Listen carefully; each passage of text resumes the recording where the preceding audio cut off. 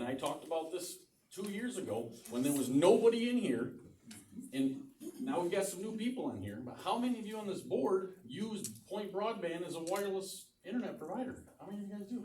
You don't? You don't? How about your cell phone? You guys, I see cell phones here. Yeah, I can't get cell phone in my house. Exactly. So if you put a windmill up, and especially these new industrial ones, my sources are telling me that it will kill your cell phone communication. We can talk about the health stuff all day long. But I'm telling you what, if your technology don't work, I'm guaranteeing you, my people and my customers, they're gonna be after me all the time. And so you think the health thing is bad, the technology's 10 times worse. I get a lady calls me all the time, she says her technology doesn't work. So I'm like, if this is gonna be worse, if we're gonna put these windmills here, it's gonna be crazy. People don't even realize it. They are so upset over there on the other side of the state. Now they're gonna put another 100 of them. CMS and Cassier used to be, now Point Broadband. They don't know what the heck they're gonna do. They got thousands and thousands of customers using a wireless internet product that doesn't hardly work now. When they add more towers, it's not gonna work at all. So we're gonna have people out here in this community that are not gonna have any type of internet.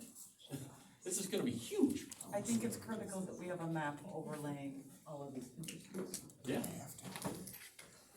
And the reason my sources will not make a public comment on this is because their jobs are in jeopardy. They cannot even comment in public. They couldn't even come in this room and tell you that. Because if they did, they would lose their job.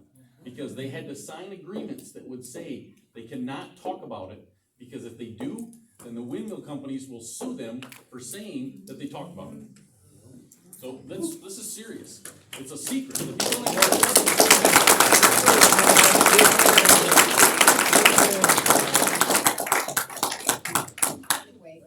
I'm a mom. Thank you. The next thing, I have one more thing. No, okay. This is right here. I love this. This is awesome. This is printed on really nice paper, so this is so cool. But my problem is this exact same piece of paper, almost identical to this, was back in 20 years ago. My dad told me this story. Do you guys remember when the prisons wanted to come to Stanton? I don't know if you know that, because they're going to go on, I think, your family's property. But anyways, they wanted to come to Stanton. So it's going to be St. Louis. You remember that huge monster facility over in St. Louis? They wanted to come here to Stanton, right behind our jail. And they had these really cool pieces of paper like this. And they showed us how much money was going to come in from the state. And guess what? My dad said, no. Why? Because you know what? Those jobs are not jobs that we wanted here in the little town of Stanton. We want a nice little community with nobody we don't have a bunch of bad people coming here. So guess what? They went over to St. Louis. They went to Carson City. And we could have had all that wonderful revenue. But why did we turn it down? Because we didn't want it. We want our little bedroom community. We want it nice and quiet and simple. They can have the big, huge lights over there. Last weekend, I drove from the south part of the state, came around. My God, that prison has lit up the sky like you would not believe. There's people over there everywhere. Why? Why do we turn it down? Because we didn't need that money. We said, we don't want the money. Keep your money over there.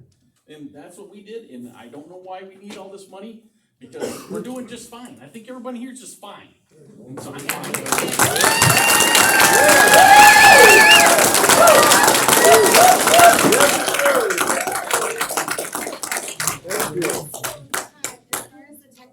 What is it specifically that they're finding is the problem? How does it disrupt? Thank you for that question. I appreciate it.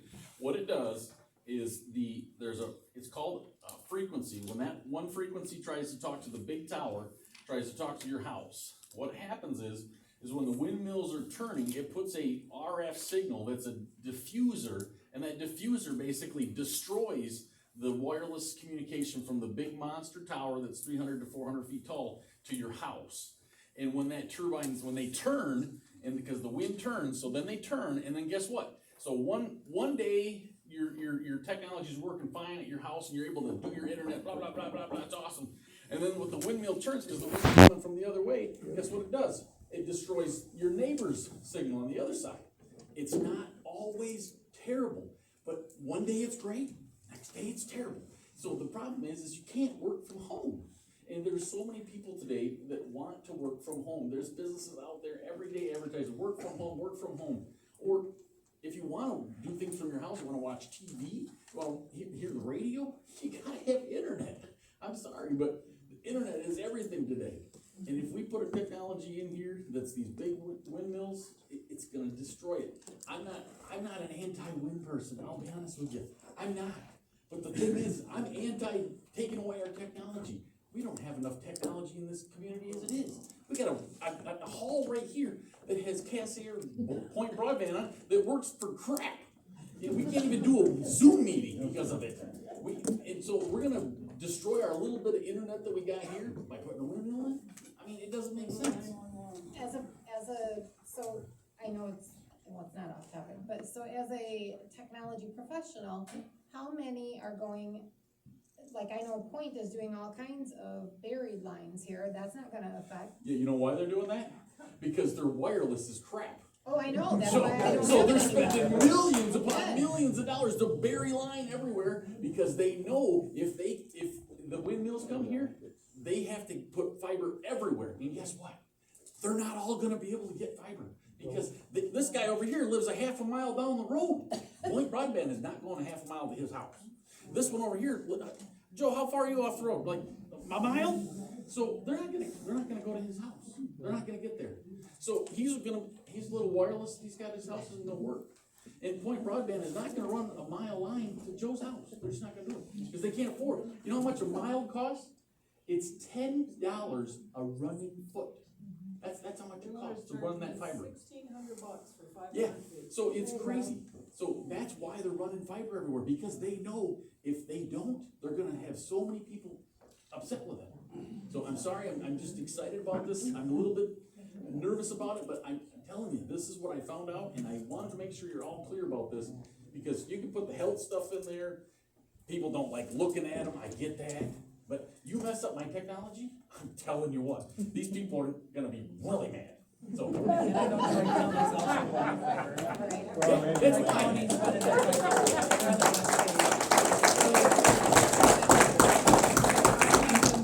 motion that we table this until we get a map, and then I would also like permission to direct Ron that this exclusionary provision we all have kept hearing about forever and a day, exclusionary to what extent? If we only have, at the time we're done with the airport at Clifford, And all the lakes. and all of the lakes, if we are really looking at less than our township would even apply, is that really an exclusionary, or is that just the necessities of what's left? So I'd like to know what that looks like. It's an easy answer. The statute prohibits total exclusion. So if it's allowed at all, it's not totally excluded, you're not susceptible to legal challenge, period. I mean, if you go back to, we don't have any money as it is, Ron. I mean, we don't have any money. We don't have any money in the bank account. What are they gonna take from us? Yeah. I mean, you can't get blood out of turtles. That's what we have, and if, in that circumstance, it's not about money. Okay, I thought it was only about money. I've never written a legal opinion that even mentioned it, Okay, so. okay, good. The issue is that if they can prove the ordinance is invalid, whether it be exclusionary or any other grounds, what happens is the court will allow them to build the project they want, provided only that the court deems it reasonable. And let me tell you, it's a matter of practice that once your ordinance has already been declared illegal, the burden is shifted in a way where it's much easier for a court to find that what is being proposed is reasonable and will be allowed to build according to the applicant's specifications instead of what you have in your ordinance. Which is why I would always advise that it's such a worse position to be exclusionary than to have something reasonable on the books. So that's the outcome you want to avoid, where the court is deciding that Apex gets to construct a project they're liking in your township, rather than having a reasonable concept. That's the risk. Okay, so, all right, so we did the same thing, I don't know if you know, but we did a thing that was for the, solar. We did a thing for the, an area for the trailer houses. We did a thing for that. We did another thing for marijuana. You know, why don't we just do the same thing for this? We just, cause we only got, Make its own base. yeah, just make a little area. cause, you know, we only got 10, just like she said, we only got 10% left. So let's just find that 10% where that's at, let's say that's where they can go. Can we do that?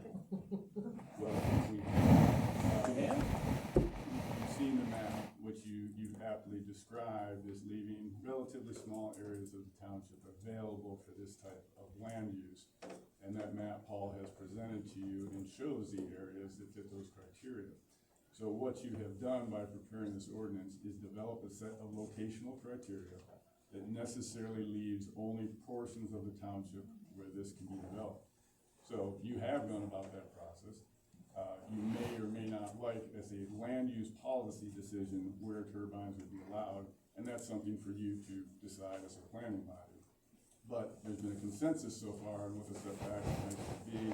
You've seen the map where it's allowed that meets those criteria, so you have gotten to that location. Except for this 2017 coming flying up.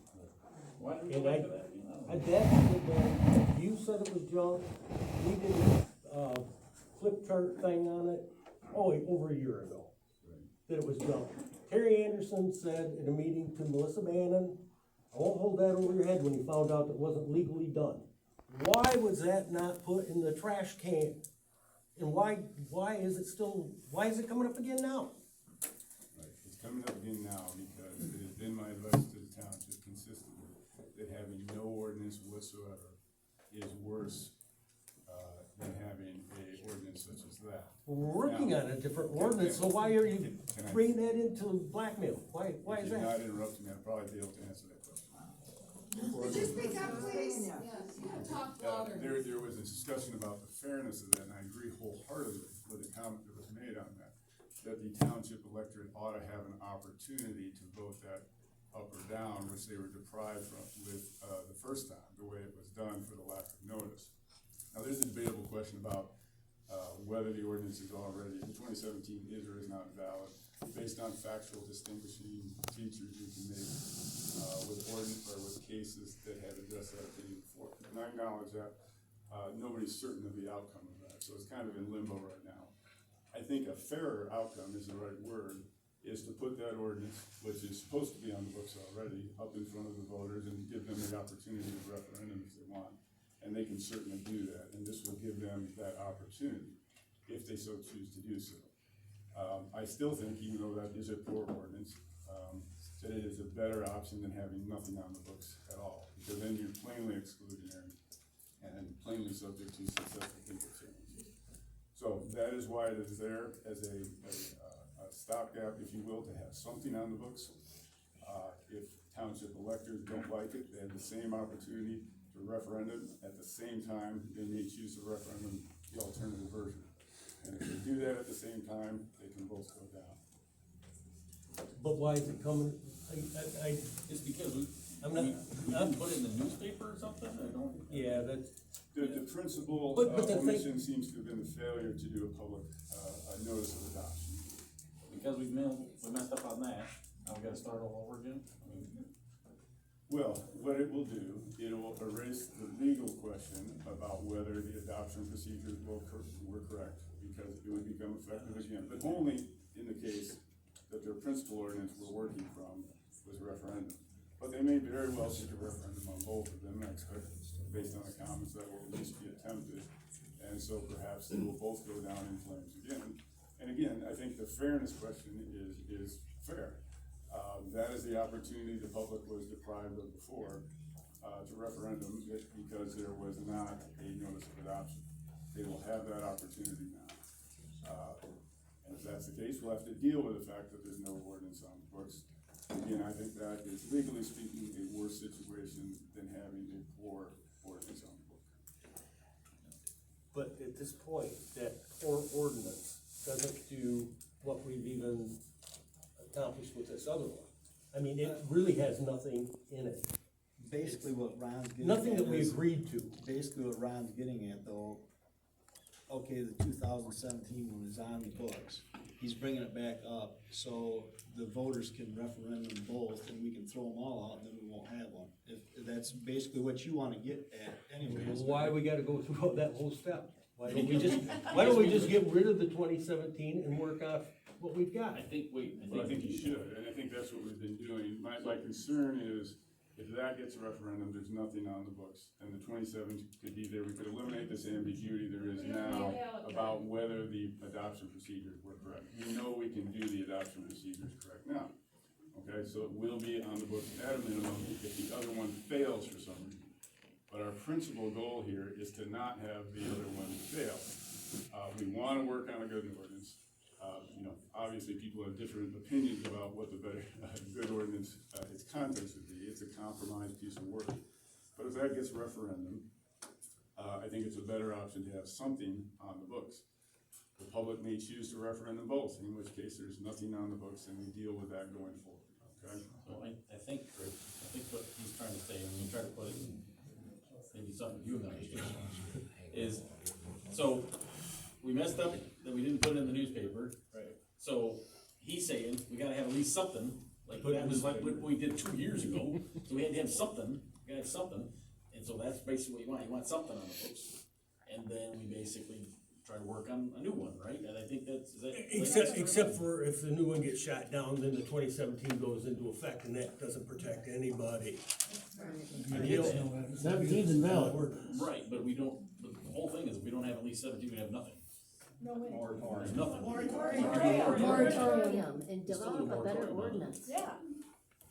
And you still have more But you time. still have to have everybody agree to the moratorium. I mean, in the meantime, they come in and they apply off the 2017 ordinance, which has 55 decibels. The conflict resolution is like nothing. There was 13 points made on that 2017 ordinance, and 6 of them were not worthy of being, and 7 more were not even mentioned. There was nothing. It was just. Legally speaking, to protect the township's interests, the position I would rather you be in is to have the 2017 ordinance on the books, and if you feel it is inadequate, I think there's reasons to conclude that, is you adopt another moratorium, which can be done by recommendation of the planning commission and adoption by the board. And that can be done in a relatively quick fashion, where it wouldn't be possible for somebody to get their nose in the intervening time. They might submit an application, but the idea that you could even make any reasonable progress before the moratorium could be in place is not realistic. So, legally speaking, if it all came to that, where all the new ordinance you're working on went down in flames, and the 2017 was on the books, I'd rather defend the township legally in that position with a new moratorium where you have something to show you're trying to regulate this use, or have a moratorium in place to do something better. That's the position I'd rather defend the township. And my memory kinda stinks sometimes, but I'm pretty sure, didn't you say the maximum we can go on a moratorium is a year, and we've already gone with 2? Could be a year. Okay, so, But it'll be a little more than a year in August, because we initially had decided to extend it for a whole year. So by the time we reach August, it'll be about a year and 3 months. Now, let me finish. Yes, what I told you is not that it's illegal after a year. The US Supreme Court has ruled on this issue and said that ones lasting more than a year are subject to special skepticism. Meaning the court thinks, well, if you've given yourself a year to work on this and you still haven't gotten there, we're gonna look a little closer at whether you're just trying to block this use altogether rather than honestly work on this issue. But at the same time, in the particular case where the court held that, the moratorium lasted over 3 years, and they upheld it because they determined under the particular circumstances it was reasonable given the complexity of the issue that they were working on. So it may very well be the case here where you could justify something longer than a year if the facts were showing that you were honestly and forthrightly working on complex issues to try to resolve this.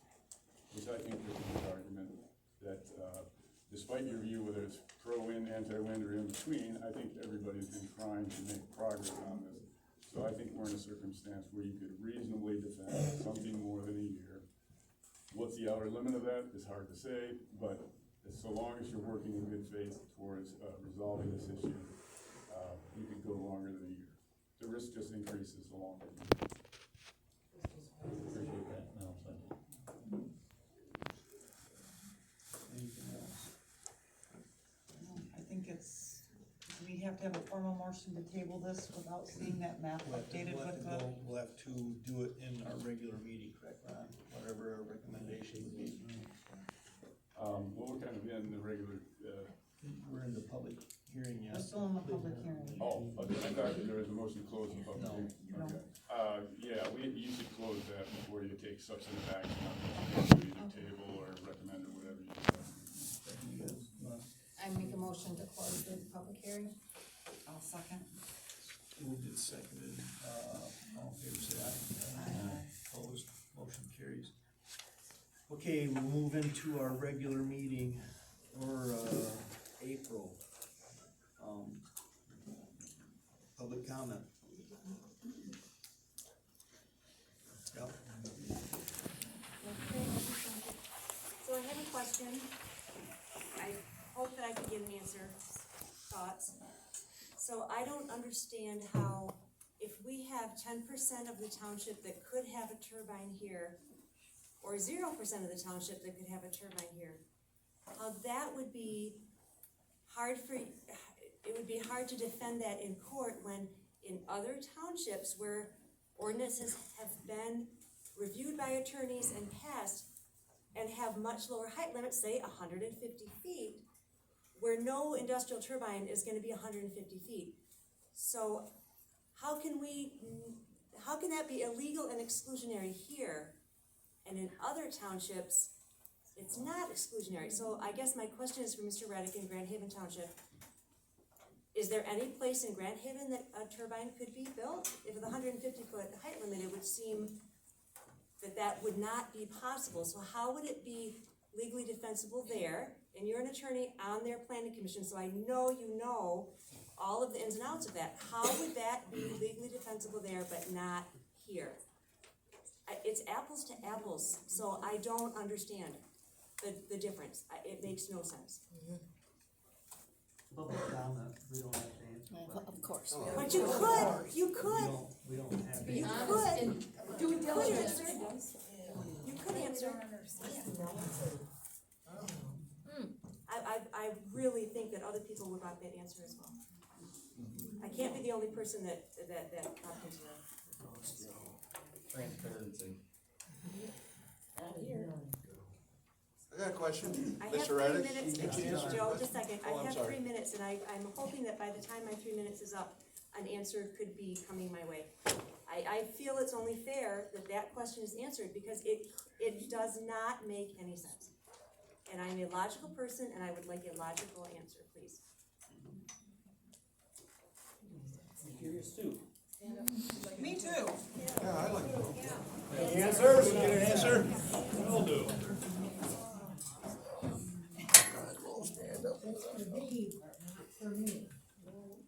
What do you work for?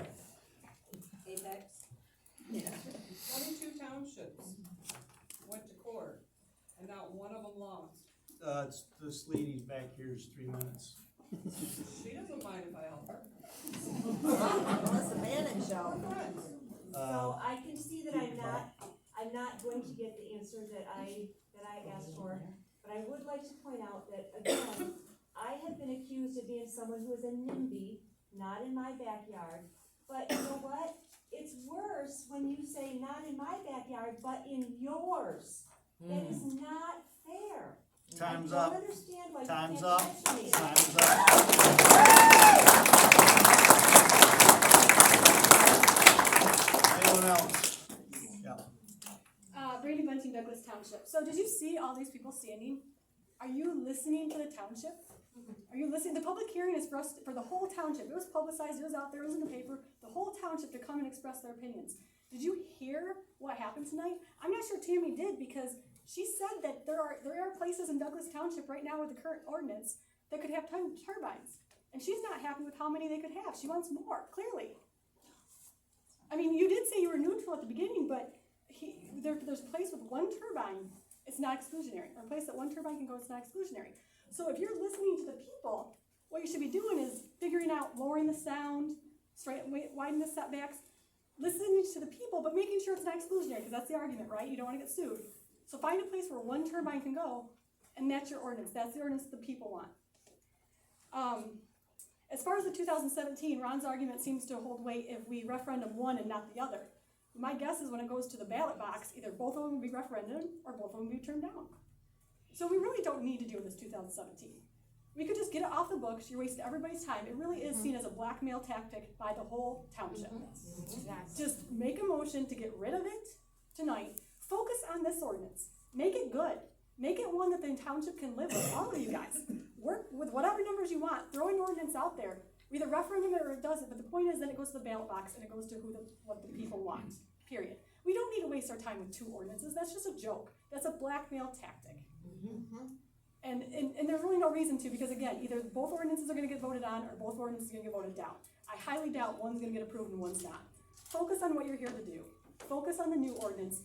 Make it good. Whether it's good or not, the people can eventually decide if they don't like it. But you saw everybody standing in here. This is the public hearing. This is what it's for. We are expressing. Some of you may be listening, I don't know. But I know that wanting to table the motion or table the ordinance to see how many more turbines we can fit in, that's a little odd. So, thank you.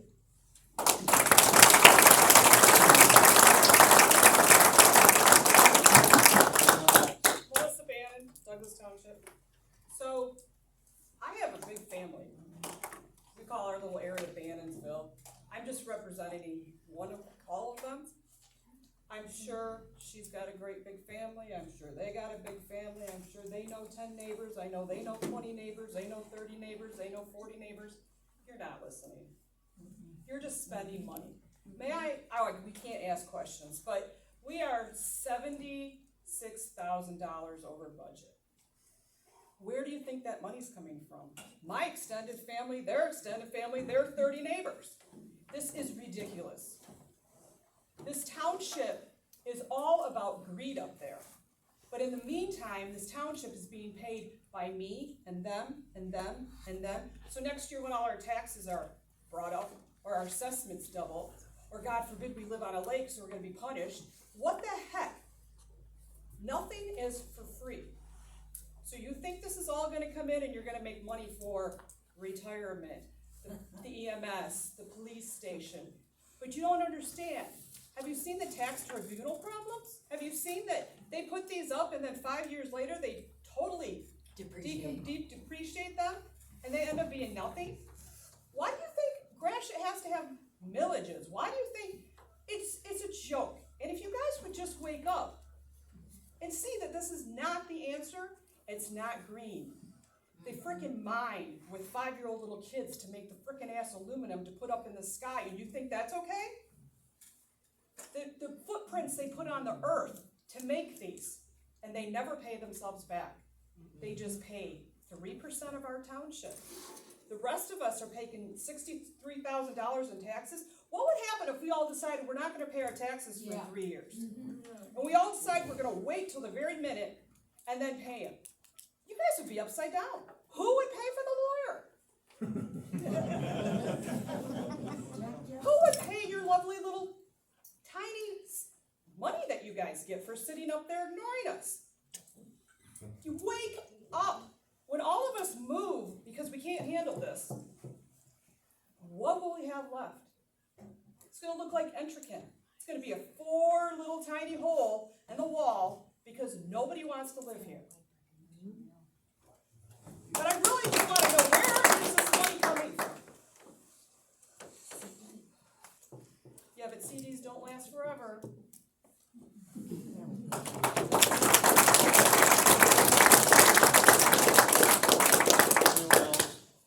Yeah. Kind of funny, in the last year and a half or so, Ben Reynolds Stanton, last year and a half or so, a lot of these people here have been to more township meetings, board and planning commission, than all of you have together, I would be willing to bet. One of the townships to the north of here will occasionally break protocol and actually answer a question or respond to a comment. Not on a regular basis, but they will occasionally, and their meetings are very civil. When you got a whole room full of people wanting an answer to one question, we don't have to answer. I just don't understand. You could answer one question and be done with it. But no. Sorry, it's a waste of time.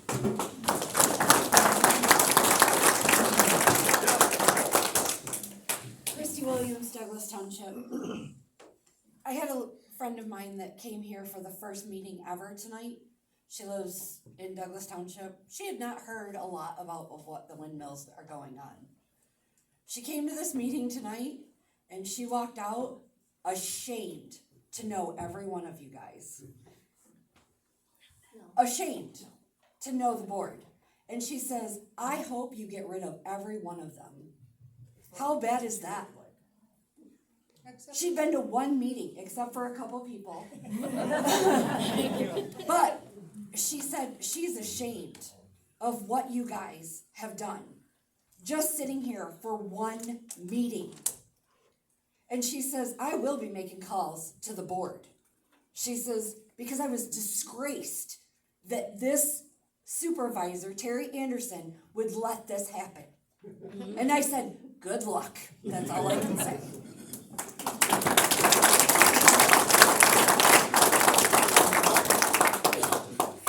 Rick Harris, Douglas, I have kind of a technical question. From the discussion we had before, it seems like there's the 2017, which is either on the books or not on the books, the original. And then we've got the ordinance, the main ordinance, and then you've got the backup ordinance trying to resurrect the 2017. And the conversation seemed to say, and I just want to ask the question, if one or the other of these is passed and they are referendumed, does that necessarily negate the 2017 ordinance, the original ordinance, or could Apex try to build under that, and then we got to go through a lawsuit to try to enforce invalidity of that? In other words, does the one or the other of these that are under consideration negate the original 2017 ordinance? That's my technical question.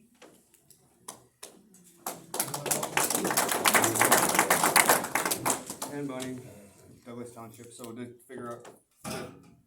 follow up with that, so we're worried about a wind company suing you guys if we don't have an ordinance, but you're not worried about if they build on 2017, us spending our own personal money suing the township because the 2017 has proven that it didn't follow the directions.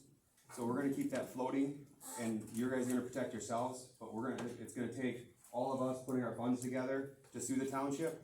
I mean, that's pretty much what you're saying. You're saying that you can't build on it because it's illegal, it has to be voted on. But we wanna keep it there just in case, in case somebody can actually, he says it won't happen because they can't do it fast enough, but we don't know that for sure, right? So then, instead of them suing us because we're exclusionary, we have to sue you guys because you did the job wrong, right? So now it's our money again, trying to fix the problem, right? So the 2017 is void either way. So I don't know why we're even talking about 2017, you guys should just vote it out. I mean, it's just gonna cause a headache. Either it's gonna be the people of the township suing you, or it's gonna be the windmill suing you, the wind company